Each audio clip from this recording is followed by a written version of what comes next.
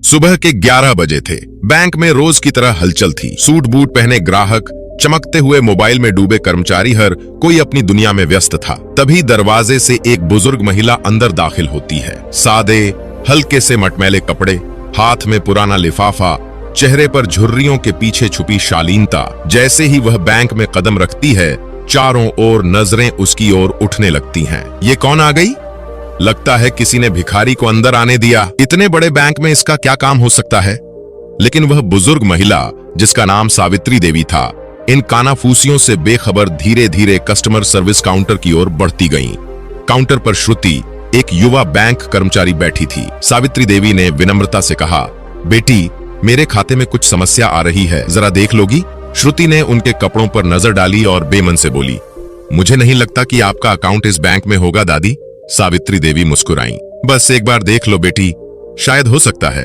अनमने ढंग से श्रुति ने लिफाफा लिया और बोली, ठीक है, मगर इसमें टाइम लगेगा। बैठो और इंतजार करो। बैंक के कुछ ग्राहक और कर्मचारी हंसने लगे। लगता है चाय पानी के पैसे मांगने आई होगी। इतने बड़े बैंक में इसका खाता? हंसी मत दिलाओ यार। लेकिन कोने में बैठा एक जूनियर कर्मचारी रवि यह सब देखकर बेचैन हो रहा था। वह सावित्री देवी के पास गया और आदर से बोला, दादी, आपको क्या काम है? मैं मदद करूं? सावित्री देवी ने धीरे से कहा, बेटा, बैंक मैनेजर से मिलना है बस। रवि तुरंत बैंक मैनेजर अखिलेश मेहरा के केबिन में गया और कहा, सर, एक बुजुर्ग महिला आपसे मिलना चाहती हैं। मैनेजर ने बिना सिर उठाए चिढ़कर जवाब दिया, मेरे पास फालतू लोगों के लिए समय नहीं है। बोलो, बैठी रहें, थक जाएंगी तो खुद चली जाएंगी। रवि का दिल दुखा, मगर वह कुछ नहीं कह सका। सावित्री देवी चुपचाप 1 घंटे तक वेटिंग एरिया में बैठी रही। अंत में उनका धैर्य जवाब दे गया। वे धीरे धीरे मैनेजर के केबिन की ओर बढ़ीं। अखिलेश ने उन्हें दरवाजे पर ही रोकते हुए कहा, हाँ बताओ दादी, क्या काम है? सावित्री देवी शांत स्वर में बोली, बेटा, मेरे अकाउंट में कुछ समस्या है, एक बार चेक कर लोगे? मैनेजर हंसते हुए बोला, जिनके खाते में पैसे नहीं होते उनके साथ यही होता है। आपने पैसे नहीं जमा किए होंगे, इसलिए अकाउंट बंद हो गया होगा। लेकिन सावित्री देवी ने फिर भी विनम्रता से कहा, बस एक बार देख लो बेटा। मैनेजर ने झुंझलाकर कहा, मैं चेहरे देखकर बता सकता हूं कि किसके खाते में कितना बैलेंस होगा।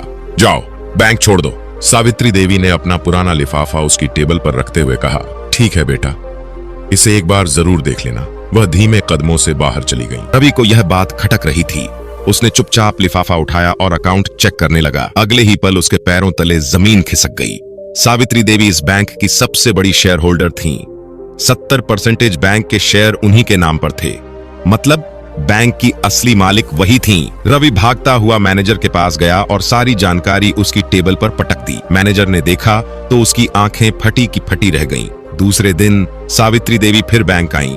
इस बार उनके साथ एक सूट बूट पहना व्यक्ति था, जिसके हाथ में एक फाइल थी। पूरा बैंक उन्हें देखता रह गया। मैनेजर घबराया, मगर फिर भी अकड़कर बोला, अब क्या चाहिए दादी? तभी सावित्री देवी ने मुस्कुराते हुए अपनी असली पहचान उजागर की और कहा, मैं इस बैंक की सबसे बड़ी शेयर होल्डर हूं और मैं आपको आपके पद से हटा रही हूं। आपकी जगह अब रवि बैंक का नया मैनेजर होगा। अखिलेश मेहरा घुटनों पर बैठकर गिड़गिड़ाने लगा, मुझे माफ कर दीजिए मैडम।